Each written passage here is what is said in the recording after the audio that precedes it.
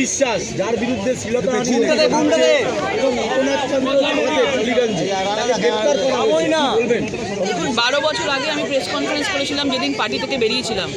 স্বরূপ বিশ্বাস, অরূপ বিশ্বাস দুজনে মিলে যেভাবে ইন্ডাস্ট্রিকে বরবাদ করে দিয়েছে, 12 বছর আগের থেকে এখন আজকে 2026 শেষ করে দিয়েছে, ধুলোয় মিশিয়ে দিয়েছে।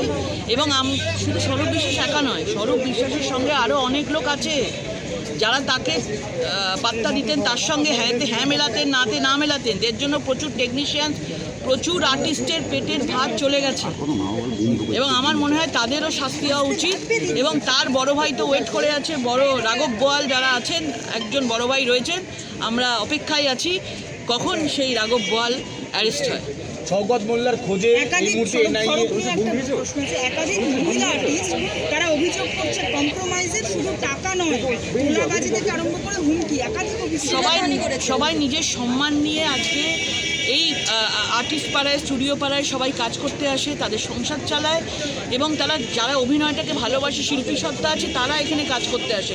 কিন্তু তারা কখনো কথা দেয়নি যে শিল্পী সত্তাকে বাঁচিয়ে রাখতে গেলে তাদেরকে কম্প্রোমাইজ করতে হবে। আজকের যুগে দাঁড়িয়ে এই জিনিসটা কখনোই অ্যাকসেপ্ট করা সম্ভব নয়। যে সকল মহিলারা যারা বলেছেন তারা সত্য বলেছেন। এরকম অনেক ঘটনা হয়েছে, ধামাচাপা দিয়ে রাখা হয়েছে। আমরা চাই একের পর এক সত্য আসুক, এর সঙ্গে আরও যারা এর মধ্যে জড়িয়ে আছে তাদেরকেও সামনে আনা হোক। বিধানসভায় বিরোধী দলনেতা হিসেবে কতটা ক্ষোভ ছিল তার জন্য? লজ্জার কথা, আমরা টলিগঞ্জে এরকম কখনো দেখিনি। এই পরিস্থিতি হতে পারে, যা দৃশ্য দেখেছি তা আমাদের জন্য একজন শিল্পী হিসাবে আমি ক্ষমা চেয়ে নিচ্ছি। এই জিনিস আপনারা যা দেখে নিয়েছেন আগামী দিনে অন্তত এই জিনিস আপনারা ভবিষ্যতে দেখবেন না। আমরা চাই, আমরা এসছি সরকারে, ঠিক আছে, আমাদের পরিবর্তন আমাদের দরকার ছিল। এই সরকার পুরো নষ্ট করে দিয়েছে পুরো ইন্ডাস্ট্রিকে, কিন্তু আমরা কোনো রং চাই না। আমরা কোনো ব্যানার লাগিয়ে, আমরা বিজেপি বলে আমরা কোনো ডিভাইড ব্যান্ড থ্রেটনিং পলিটিক্স আমরা চাইছি না। আমরা স্টুডিও পাড়ায় কোনো পলিটিক্স চাই না। যারা ভালো কাজ করছে, যারা ট্যালেন্ট আছে, যারা কাজ পাবে, সবাই এখানে কাজ করুক। এই পরিবেশ আমরা একটা সুস্থ পরিবেশ আমরা ফিরিয়ে দিতে চাই। বিধানসভায় বিরোধী দলনেতা হিসেবে কাকে চাইছেন? হে বিপ্লবীগণ, আপনারা স্থির করুন। অভিষেকের দাক্ষিণ্য পাওয়া ঋতব্রতকে, নাকি 10 বারের বিধায়ক বর্ষিয়ান শোভনদেব চট্টোপাধ্যায়কে? আবেদন করেছেন কুণাল ঘোষ।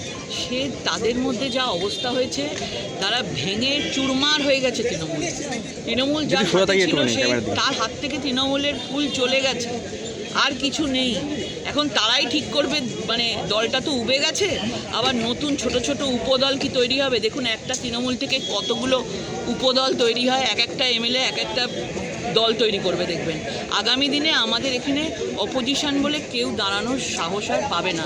এটা গণতন্ত্রের জন্য খুব খারাপ, কিন্তু বলতে বাধ্য হচ্ছি, প্রত্যেকটা যারা তৃণমূল থেকে জিতেছেন, প্রত্যেকটা লুটেরা রয়েছে, তারা চোর ডাকাতি করেছে। এখন নিজেদের সম্পত্তি, নিজেদের অস্তিত্ব বাঁচানোর লড়াই চলছে, পার্টি বাঁচানোর লড়াই কেউ নেই। শওকত মোল্লাকে এনআইএ সকাল থেকে হন্যে হয়ে খুঁজছে, এলাকাবাসী বলছে বাংলাদেশ পালিয়ে যেতে পারে।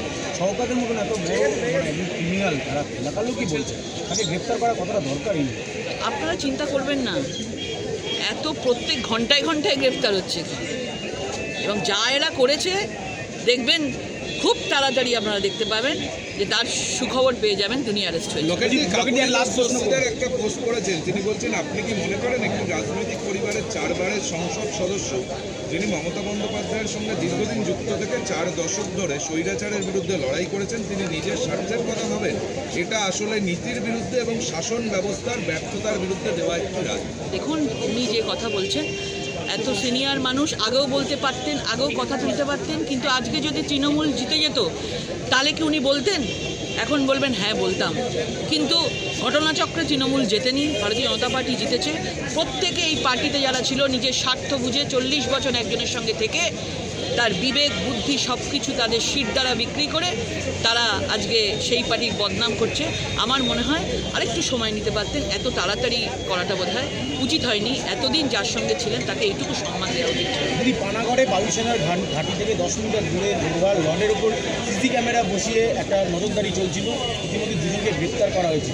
এই যে বায়ুসেনার ঘাঁটির উপর নজরদারি, আপনি কি দেখছেন যে এটার মধ্যে কোনো ষড়যন্ত্র থাকতে? নিশ্চয়ই আছে, সেটা দেখছে, বায়ুসেনা দেখছে, তাদের ব্যাপার। তবে এখানে কেউ উল্টোপাল্টা কিছু করলে পার পাবে না এই সরকারে, এটা আপনারা প্রথম থেকেই দেখতে পাচ্ছেন। কোনো 2 নম্বরই কোনো কাজ এই সরকার, এই মুখ্যমন্ত্রী করতে দেবে না।